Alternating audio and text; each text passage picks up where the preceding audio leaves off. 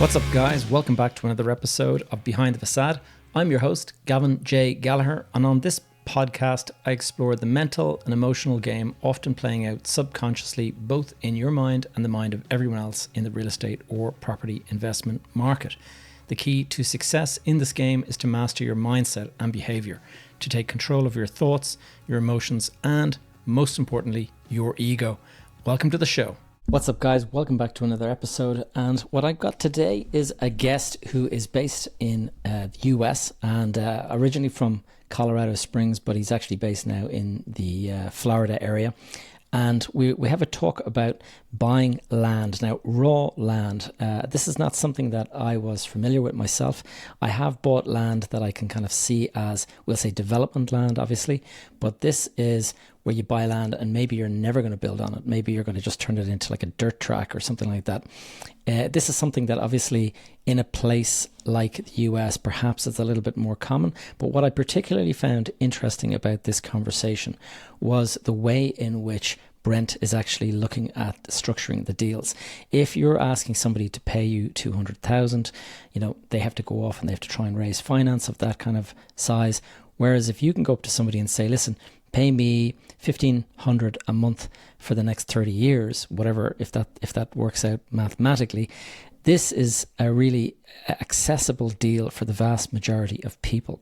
And all of a sudden, you have got money coming in, and he talks about the rate that he charges for that. And so you actually end up making a sizable profit on this.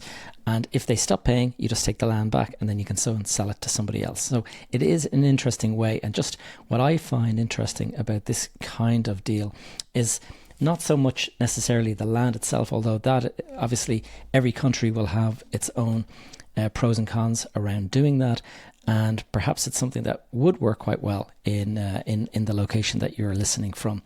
But what's really interesting for me is just the payment structure and the fact that it lowers the barrier to entry. And therefore, even though somebody would pay you maybe much, much more over a long period of time, it actually, it's accessible for them. And so they would do the deal because of the accessibility of the deal. So something to worth looking into and learning more about today. So without further ado, my conversation with Brent Bowers. Brent Bowers, welcome to the podcast. Hey, thanks for having me, Gavin. You're most welcome, Brent. You are based in Colorado Springs. Yeah, I'm actually not there anymore. That's where I started out at. We're now in Florida.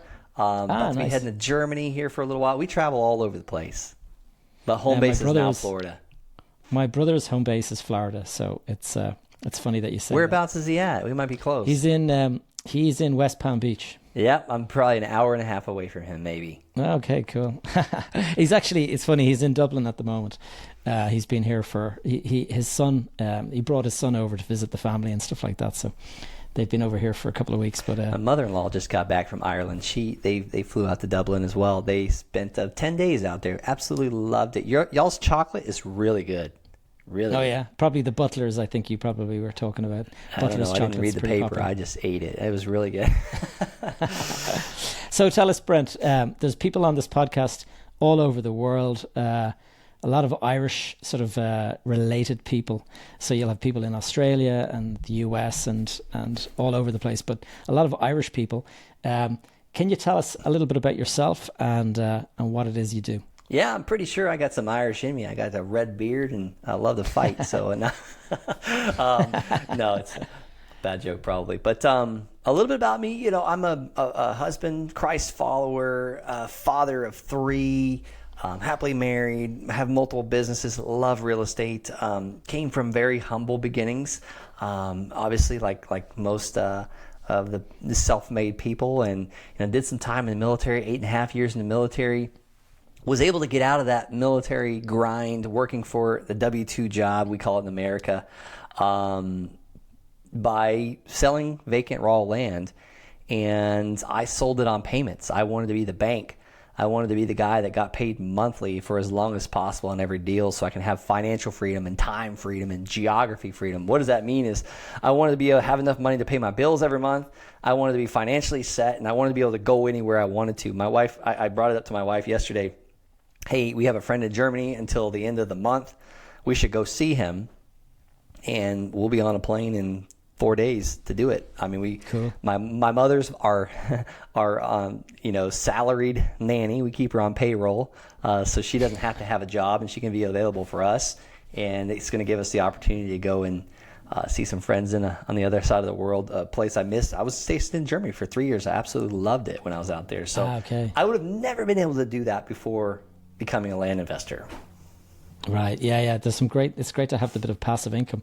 And it's interesting what you say about the fact that you take it on payments. So can you elaborate a bit more on that? Because there's a lot of people who would probably prefer to get a big chunk of money up front. Explain your strategy behind the payments. Yeah, everyone wants the big chunks of money until they stop coming in. So then they're like, I wish I would have sold some of these on payments so it can get me by a month or two while things are slow. So I think about how do I keep the lights on? How do I keep the house payment paid and the car payment paid and the food bill paid and the lawn service, the lawn man paid? And that's by selling as much of this land as possible and allowing people to pay me over a long period of time. It also allows me to make what we call interest. I make more money in interest, I believe, than I do on the actual markup of the land. So I don't mark the land up. I sell it for what it's worth, but I get land at discounts. Like I buy it at a discount. How am I getting it at a discount? I make so many offers every single day. 99.9% of people are going to say no to that offer. But that 0.1%, and it's actually higher than that, I would think. Well, actually, for a while there, it was actually 1%. But when I started going for bigger deals, it went below 1% of the acceptance rate. Because everyone asks, well, what's your response rate? I don't care. I want to know what the acceptance rate is when I track those key performance indicators. But yes, you're right. The big chunks of money is very, very addicting. It's not very sexy to say, I'm getting $500 a month for the next 30 years on this land. But when you look at what you will collect over 30 years' time and how much interest on a $200,000 mortgage, this is an exact example that I have. I have a piece of land that I sold for $225,000. I bought it for $150,000 US dollars. And let me tell you, this is not the first deal I did. The first several, I started out paying a couple hundred US dollar and selling them for $5,000 and $6,000 US dollars. So that was how I started. But going back to this $200,000 land deal, I collect $1,900 a month, a little over $1,947 a month for this parcel of land for the next 30 years. That's 360 payments. The guy paid me $25,000 down. I bought the land for $150,000. That included closing costs, title insurance fees, realtor fees, all the fees. And I didn't quite get all my money back out of it. I still have some money into it. I got $25,000 down. I get $1,900 a month. But if you look at many years ago, this used to be the average mortgage. It's 6% interest, $200,000 at 6% interest. If you collect payments for the next 30 years, or let's just say you paid a mortgage of $200,000 at 6% interest for 30 years, you will pay back the bank over $247,000 in interest only, let alone the remaining $200,000 principal. So it's technically $427,000 over 30 years. Is that really 6%? No, it's just 6% of the balance you borrowed in the beginning is how much you pay each month, which is $1,200. Well, I like to sell land on 12% interest because I was like, I want to do twice as good as that, right? So I sold this parcel of land at 10.99% interest. The buyer was very sophisticated. He negotiated with me. I said, okay, let's just do it at 10.99. I was asking for 12. And I collect $1,900 a month plus on this thing. Over the last, how many months? I've collected over $17,000, and he's only paid down a few thousand in principal. He still owes me about $197,000, but he's paid me $17,000. The math doesn't compute, right? It's compounding interest. It's like a credit card. It's like credit card debt. Yeah, it's but it's I guess rather than asking somebody for 200,000, you're just saying give me 1,900 for the next 30 years, and exactly. That way, it's easier. It's easy to tolerate in a sense because it's a small upfront payment versus the big upfront. Exactly. And we do this with our homes. people mortgage their houses. They go to the bank and say, hey, can I please buy this house? And then they show them all this proof that they've got income. They're going to make income. And the bank's like, sure, we'll give you this loan. Of course you're giving them that loan because you're going to make back more than what you're lending them. And if they don't pay, they take the house from you. So I didn't create this. I just followed what the banks are doing. And sometimes people don't pay. So unfortunately, we have to take the land back. That's kind of the ugly part about this business, and it happens. And I don't sell all my land on mortgages. Sometimes people will just pay me cash because they've got access to lines of credit or they got access to cash, and I'll take that money and buy another parcel of land with it. And tell us this, Brent. I mean, this is perhaps something that's familiar to you, but to a lot of our listeners, this would be quite a new idea. Like, what is somebody doing with the land after they buy it from you?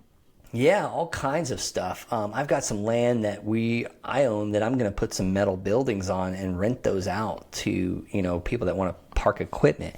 I used to sell land to truck drivers because I've done land in many parts of the United States at this point. I started this in 2016, so I've had a little time to really do a lot of experiments with it.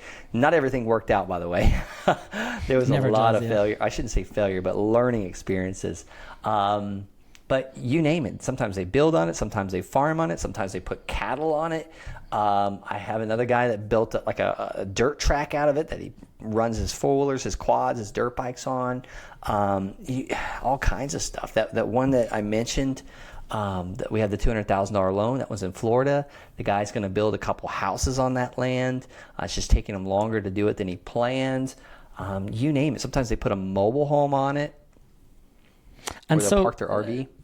So if somebody was to buy, let's say, the 200,000 parcel of land in Florida, and they're going to build a couple of houses on it, they're building the houses and they're going to rent those houses out to somebody. They're not actually selling the houses, presumably, because it's sitting on land that you own. So yes, they can do that, and a lot of times they'll do.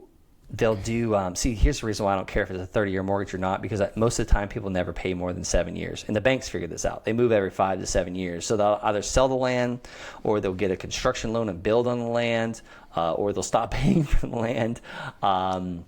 So when they get that construction loan or they sell that land, we get paid off. That construction loan, the bank's going to pay us off. So I really don't care whether it's 1 year or 7 years. It's best if they sell before 7 years or pay me off before 7 years, is because after 7 years, their monthly payment really starts paying down that principal balance very quickly. Right. Because if you look at 30-year mortgages, the amortization schedule, mortgage means basically death term. Really, it's sad that we get these things. And amortization schedule is to slowly kill it. Amortize. So if you look at the first 7 years, it's pretty much all interest. Yeah, I've seen that before. All right. Yeah. People don't realize that when they're taking these loans out at the beginning. And how did you get into this, Brent? Like, explain how you stumbled upon it. Is this something that's kind of common in the Colorado area? No, not at all. I was in the house wholesaling space where I would get a house under contract at a discount, and then I would sell it to a cash buyer or a house flipper or someone that want to renovate it and sell it on the open market. And I was trying to do that, but really the whole goal was to make enough money to get out of the military. And I was struggling with the houses. I was spending a lot of money on marketing, and no one was calling, or I would send some mail out and spend a bunch of money on mail that I didn't have, and then I'd go to the field to train with the Army, and then the phone would be ringing, and I couldn't take those calls. And by the time I got home, those deals were gone. So it was really lost opportunity. But I heard a guy just on a podcast just like this talking about how he was going to these tax auctions and buying these tax auctions or tax deeds and paying the back taxes for these parcels of land, and then eventually getting the land via foreclosure. And I didn't understand all that. It seemed pretty complicated. But he was saying, like, I am doubling and tripling and quadrupling my money overnight because he'd go on Facebook Marketplace and sell it. And I was thinking to myself, I know how I can get a list of people that are behind on their taxes. And I started mailing that list immediately, a postcard. It was a simple postcard that said, hey, my name is Brent. I'd like to buy your land in El Paso County, Colorado, which is where Colorado Springs is at, while stationed at Fort Carson, Colorado as a full-time Army officer. And guess what? My phone started ringing from people that were behind on their taxes. They were about to lose the land, or they hadn't paid the taxes for years, and they're just like, give me $100 and I'll take it.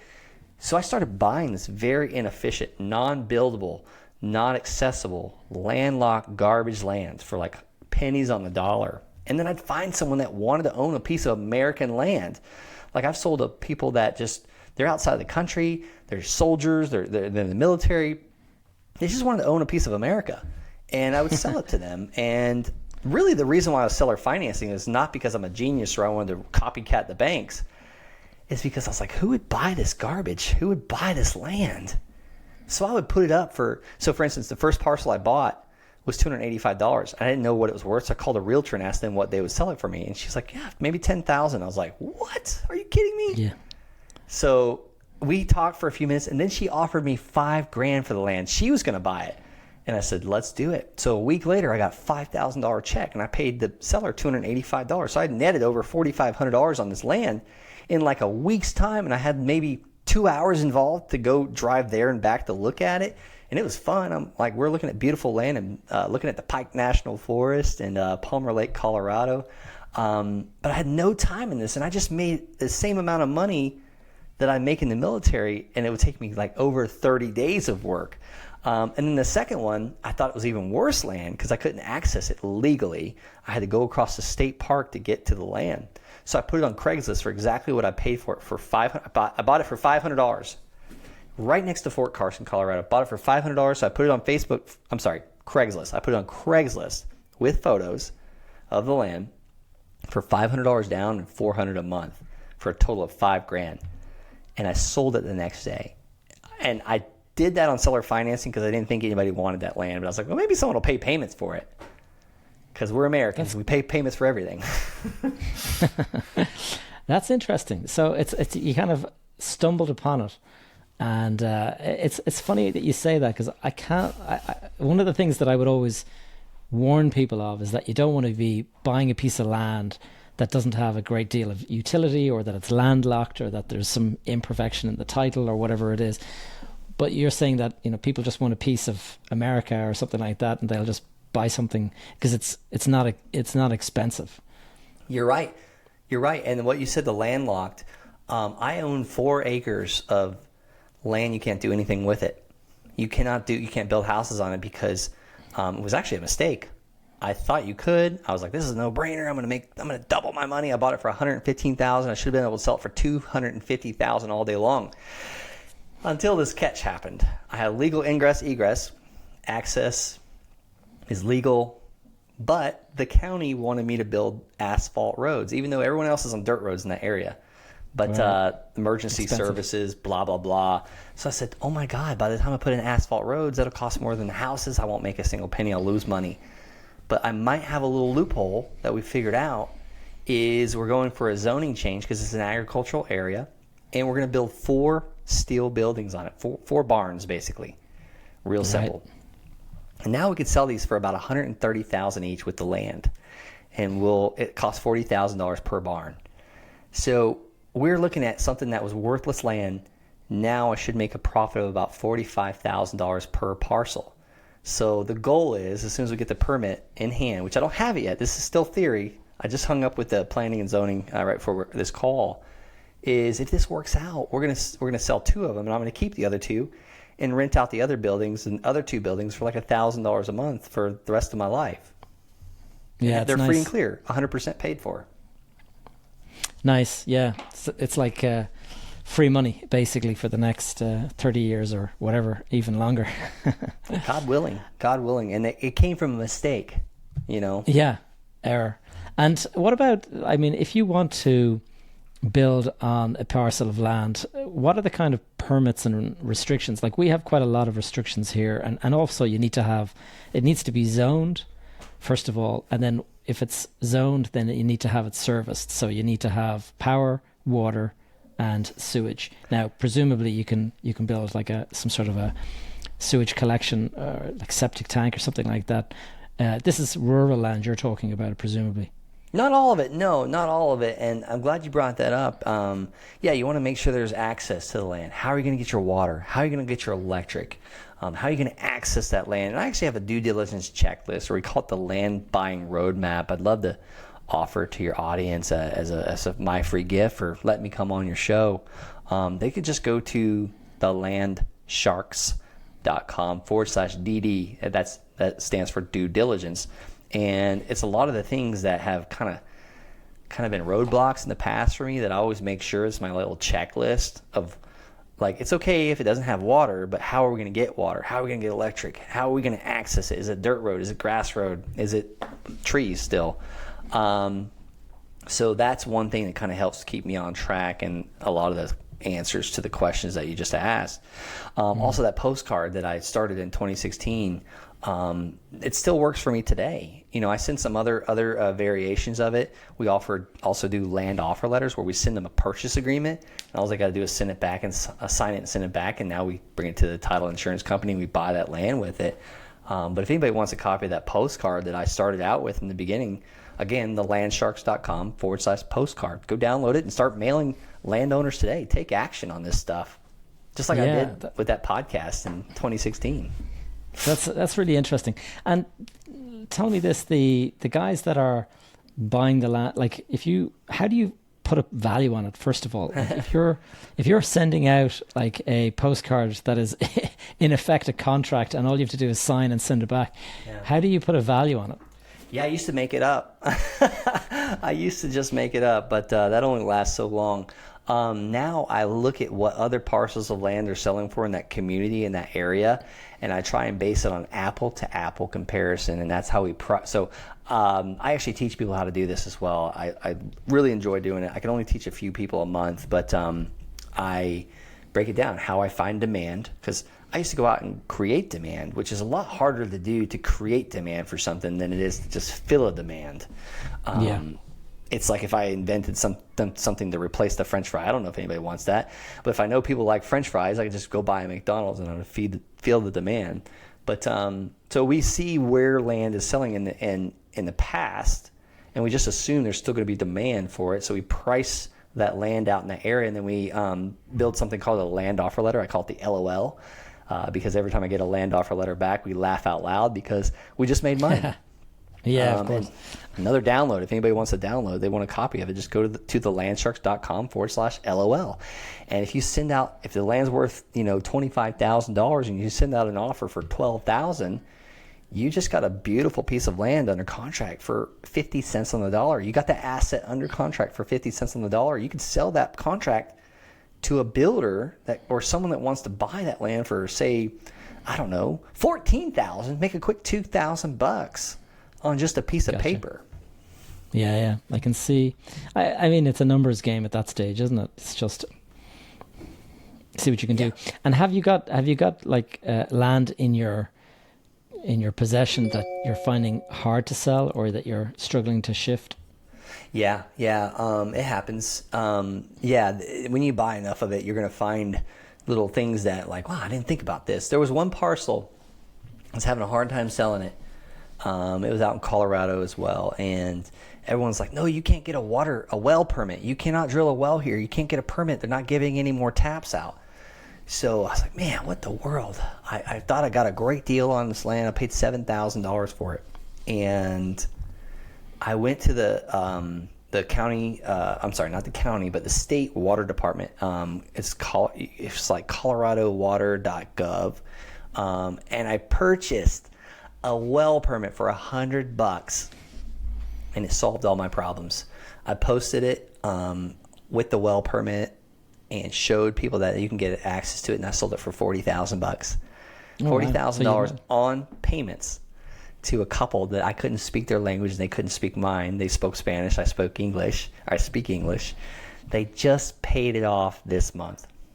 Oh wow, that's cool. So, I can see, it's funny, I've had another guest on who does seller finance and stuff, and he was explaining exactly that you can sell something for a much higher theoretical price if it's payments, because people don't register it the same way. Like if I want to sell if my home is worth 200,000 and I want to sell it for $1 million, it's unlikely anyone's going to give you $1 million. But if you say, give me $2 a week for the next 60 years, and assuming it adds up to $1 million or whatever, they'd be happy to do that. It's kind of like because it's a micro payment, and so it's That's kind right. of easier. Yeah, that's so interesting. And over time, it'll grow in value as well. Oh my goodness, yeah, absolutely. I mean, think about it, Gavin. I can sell you. I mean, would you? Let me ask you a question. Would you buy my $200,000 house? It's worth $200,000. It's $200,000. It's a beautiful house. It's brand new. It's got beautiful trees. It's got a swing set out front. Would you pay me $427 for it? Not today. Heck no. But what if I let you make payments to me for $1,200 a month for the next 360 months? Yeah. Most people will, and that's going to equal $427,000, and that's a 6% interest rate. That's actually cheaper than the interest rate you can get right now. I can see why people would do that, because it's accessible. It's it's $1,200. Also, you don't have to what kind of due diligence do you do on the purchaser in that situation? For the land or the house? For the purchaser, if somebody is saying, yeah, I'll give you $1,200 a month, do you need to do background checks on them that they can? Oh, great question. No, usually not. If they can come up with the down payment, the 25 or whatever, yeah. And I always try and do the down payment much larger than the monthly payment, because that's a good indicator. If they can come up with $25,000, hopefully they can come up with $1,900 a month. Yeah. And if they don't, then you start the process of repossession, I presume. Yeah, either foreclosure or a cancellation of contract for deed. And I highly recommend people, whatever county you're doing this in, go off of foreclosure laws. And great thing about land is no one's laying their head there at night. Yeah, that's what I was thinking. Yeah. Yeah, so you don't have to deal with RESPA and Dodd-Frank, but you got to be careful too. You got to be careful with the usury laws, because that's why I do 12%. It's pretty across the country. We can get away with 12% and not have to deal with usury. So you want to just be very careful. We don't take advantage. If someone lost their job, I'll pause their payments for 3 months. We have a lady, I might have already mentioned this. She's transferring her land to a friend because she just can't pay for it anymore. Little things like that. At the end of the day, I have so much land available for sale. If someone's paying me, I'd rather just work with them however possible. We've modified the loans for free to where it's I can't afford $400 a month. Well, what can you afford? So we've lowered the payment. We've lowered the interest rate to 0 for some people. It's just, I hate payments, that I'm a pushover sometimes, but at the end of the day, it's a lot of people, I had some people that have walked away from land that have paid me $7,000. They just disappear. I'm just how can someone do that? It's nuts. You'd be amazed the people that I've met over the years that they come in and they sign a contract, and then they walk out the door, and you call them the next day and the phone is not working. Yeah. And you're like, oh, what happened there? And then you email them and it's bounces back, and you're like, what was the point of that? The guy went and sat down with me and agreed all these terms and signed a contract, and then literally the next day he's vanished into thin air. And it's I have no idea what drives these people. Yeah, it's crazy. Do you collect money before they sign the contract? In the case at the time, no, we weren't. And the guy, it was for a lease on a unit, and the guy was saying, oh, look, I need to go and I need to speak to my bank, and we're going to come back and we're going to start investing in the unit immediately and all that. And then he just literally out of thin air, he just disappeared. And you're kind of I expected at least for it to last 24 hours, the fact that he didn't even last that long. I've had girlfriends do that to me as well. No, I'm just kidding. Tell us, Brent, if you were to compare land with houses, you said that you used to do wholesaling and stuff like that. How do the two compare? Yeah, land is so much easier. That houses, there's a lot of emotional baggage. People raise their families there. People have died in there, lived in there. And we think about our houses as our biggest investments. I know Robert Kiyosaki disagrees with this. But people think about, well, my house is an investment, so I paid $400,000 for it, or I paid $100,000 for it. I should get more. A lot of people, when they sell land, they don't think of it like that. They think, oh, that's just, it's not really good investment. It's not paying me any money. I've been paying all these taxes. A lot of times they just want to recover what they paid in back taxes. Right. They've never lived there. They've never raised their family there. They've never stepped foot on it a lot of times. They inherited it from Uncle Bob, and Uncle Bob was a jerk. So, things like that. So I think housing is a lot more emotional attachment than a piece of land. Yeah, that's true. And then you also don't have to, if somebody isn't paying you, you don't have to go through the eviction laws and all that kind of stuff where you're turfing out people that maybe become homeless or something. Yeah, and I don't know if I could ever kick out a family on the street and children. No chance. There's a reason why I don't have house rentals. I won't buy any more house rentals. I have quite a few house rentals, and thank God that day has never come. I hope it never does. I hope I never have to deal with that. But land, I can relate. Yeah, you don't need that kind of grief in your life. And tell us, Brent, in terms of a transition from the military into just sort of civilian life and stuff like that, how did you find that transition? Amazing. Absolutely amazing. I pretty much just recently stopped waking up at 4 a.m. every morning. I still stay very active, but I got out in 2018. I haven't had a real job since May 2018. I think that's like 6 years or something like that. But yeah, I just stayed very disciplined, and I probably work a lot more now and a lot harder now than I did in the military because I really enjoy what I'm doing. It's already 4:00 my time, and the day has flown by. In the military, I remember counting the minutes so I can go home, on deployment really?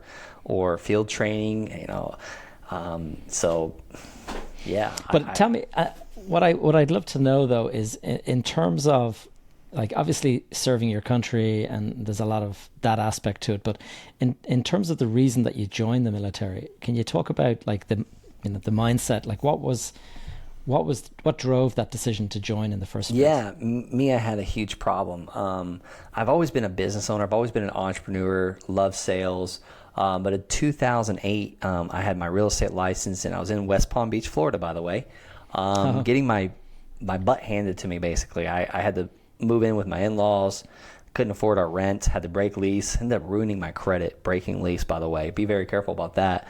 I couldn't afford my bills. I went from a business owner, owned a house, a rental property, never lost it, to asking if I can move in with my in-laws, me and my wife, on a 900 square foot house, 1 bathroom, 2 bedrooms. It was just embarrassing. So I really looked up to my now ex-wife, her grandpa, and I looked up to him because he was a businessman, and he said, join the military, join the Air Force. You can do 20 years and retire. You can get a whole new start. You can go back to school. You can go to college. You can restart everything. So basically I said, you know what? I'd like a clean start. So I went to the Air Force recruiter, and unfortunately they wouldn't take me. And I'm coachable, as you heard on that podcast. So they said, go next door to the Army. They'll take anybody. And I said, sure, let's do it. So I went to basic training, then AIT. Then they shipped me off to Germany, me, my wife, and my dog. And then I deployed to Afghanistan a couple months later for 1 year in Afghanistan. Was home a year and then gone another. And what's it like to be deployed? Is that, do you feel a sense of concern going off to an active zone, or is it something that you kind of, this is what I expect? Yeah, it was freaking scary at first. I remember getting off the C-130. I could feel the heat on my back from the jet engines, and no one could hear anybody, but I could smell this jet fuel. And we walk off the back, and we get away from the engines, and I asked my boss, I said, hey, when's the training start? And he goes, the training's effing over. This is the real deal. And I remember, I'll never forget that. And I was like, oh my God. But it was a blast. I had a great time. I had a bunch of friends. We lost friends. It was sad times. It was good times. What a lot. And did you see action in that time there? Yeah. So our job was, I was a radio guy. So basically my job was to make sure the radios talked in all the trucks. I had about 40 trucks that I was in charge of, and made sure the computers could compute and the printers could print. We had what's called a battle station. Basically, we called it a talk, but I was attached to combat engineers. So the job was to clear the roads from the IEDs, the mines and whatnot. So they get blown up all the time. I never got blown up, thank God. I got to ride down the road. Sometimes it was a little intense, like, we're going to get blown up today. But yeah, we got to see some stuff. Yeah. And so coming back then to civilian life, it's a big transition. Did you find that you missed it at all, or the action and stuff? Or I absolutely miss it. Yeah, absolutely miss it. So I work from home now. So the highlight of my day is I got to go jump in 43-degree cold water. When Ireland's that's probably nothing for you guys, but I'm in Florida. It's like 100 degrees here all the time. So the highlight of my day is to get into a cold plunge, so I have a little excitement in my life. Yeah, you don't decide to like juggle hand grenades or something like that for a bit of excitement. Hell, no way. And in terms of like military training, does that, like in terms of discipline and all of that stuff, presumably it builds a bit of resilience and strength of mind and stuff in you, and that's an advantage to you now on the outside? Yeah, I think so, because like we're doing a deal right now we could potentially make about a $1.5 million on, but we can lose money too. But if you lose money, like, you don't lose your life, you don't lose your friend, like, it's just different. Like business, no one dies, hopefully, God willing. Like, you shouldn't die anyways. The military, it's like, it's just people die all the time, not even in war. Like, there's training accidents, people get ran over by airplanes and boats, and like, just it's dangerous stuff. I mean, but it's a lot easier. Business is a lot easier. I'll leave it at that. Got it. Yeah. And in terms of like just a mindset kind of related stuff, that getting up at 4 a.m. and the kind of discipline that you were talking about, have you found that helps you in terms of just work life? Absolutely, yeah. There's been some stuff where it's like I've accomplished more. When I was getting up at 4 a.m. For the last many years, and I had to do it in the military too, to build my business before I got out. But I was accomplishing more, by 5, 6, 7, 8, 9, by 9 a.m., like, because I've already been up for 5 hours getting stuff done. Then by 9 a.m., most Americans are just getting to work. I've already accomplished, a half day's work hours. Type thing.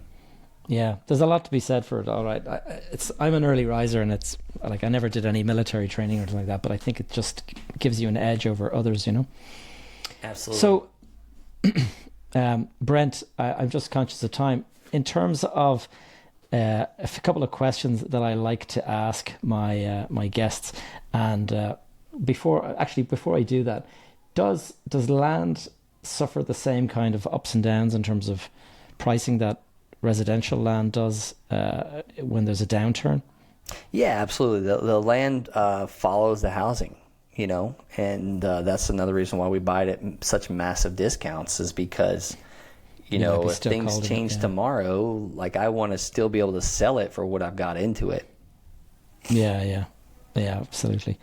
So, and I like to ask my guests a couple of questions around, first of all, the best advice that you ever got. I don't know. Around land, we'll say. Around making a land investment. What's the best advice you could give somebody around buying or selling land? Just make sure that you're just making sure you know what it's worth. You want to see apple to apple comparison, same area, same size. If a parcel of land sold for a lot more, why did it sell for that much more? And everything else is selling for this much. Was there electric and water and sewer on it? Were there utilities ran to it that you didn't know about it? You don't see a building on it, but there could be stuff underground. But also, you've got, if somebody owns the adjoining land or something like that, they're a special purchaser, so it could be worth their while to buy it to kind of complete a parcel, whereas somebody else wouldn't see that value. Yeah. So I have a piece of land right now I'm about to sell to the city. They're lowballing me on the offer. I know they're the number one buyer. They're the highest potential buyer, and usually the next door neighbor is the highest potential buyer, especially the larger parcels. When you get into the larger parcels, the neighbor that owns the next one next door usually wants to own more. The landowner always wants more land. Yeah, but it completes, it's like land assembly. You complete you just keep on growing it until you have a really decent sized parcel.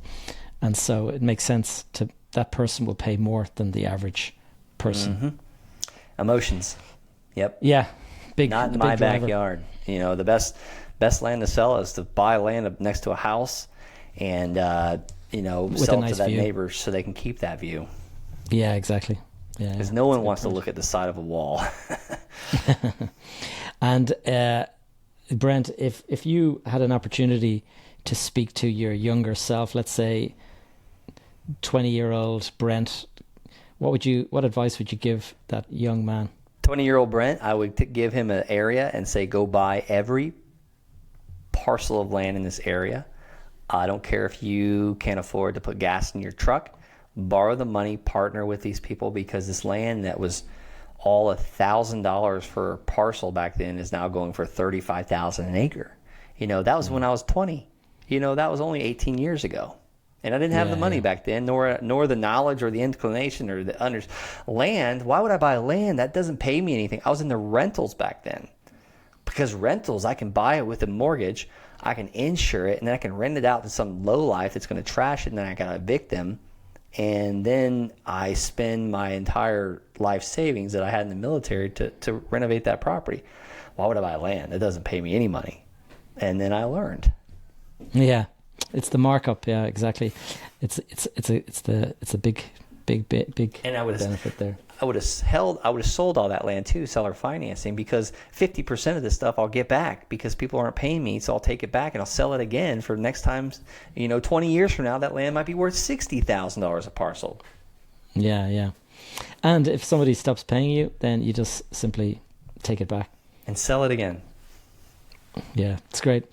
Brent, how can people find out more about you and your business? Yeah, if anybody wants to schedule a call, just go to thelandsharks.com. I'd love to hear what you're doing, how I can walk you through your real estate goals, show you what I'm up to. I coach a couple people a month. Can't coach everybody, but if you want to kind of I put out videos every day too on my social channels. Brent L, as in land, Brent L. Bowers. Good stuff, Brent. Well, I'll put some links in the show notes, and I'm sure we'll get some new followers for you.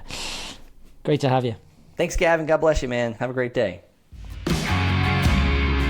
All right, guys, I hope you enjoyed that episode with Brent Bowers. I just wanted to send you a quick reminder that my accelerator course, the intake that I opened up for October, it is currently live, and we will be starting a new intake in January. And so you can obviously send me a message if you're interested in joining the January intake. But we still have people currently joining at the moment. So it's if it is of interest to you, you'll find a link in the show notes below. And so go and check it out. And I'd love to have you in the program. Quite a few people joined recently, and therefore it'd be great to add some more to the family. Talk to you soon. Thank you for tuning in to another episode of Behind the Facade. If you enjoyed the show or found it in any way useful, could I please ask you to take a moment to leave a review over on iTunes or Spotify. This really helps us get the podcast out in front of more people. If you have any questions or topics you would like me to cover in future episodes, please connect with me via my brand new school community. You will find a link in the show notes. You can stay up to date with all of my content and the projects I'm working on by signing up for my weekly newsletter over on my website, gavinjgallagher.com. That's all for now. See you back here, same time next week.